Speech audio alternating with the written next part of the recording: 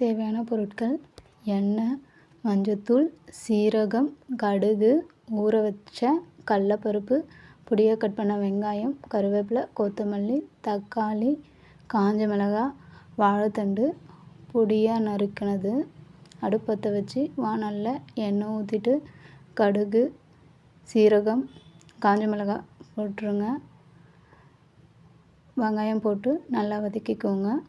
இந்த ஸ்டேஜில் தக்காளி, கருவேப்பிலை, உப்பு போட்டு நல்லா வதக்கிக்கோங்க. இந்த ஸ்டேஜில் கடலைப்பருப்பு,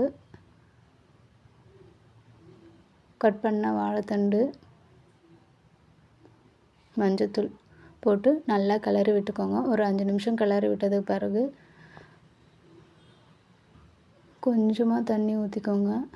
ஒரு 10 நிமிஷம் வேக வச்சுக்கோங்க. மூடி போட்டு தண்ணியெல்லாம் வற்றினதுக்கடுத்து கொஞ்சமாக கொத்தமல்லி போட்டு கிளறி விட்டுக்கோங்க.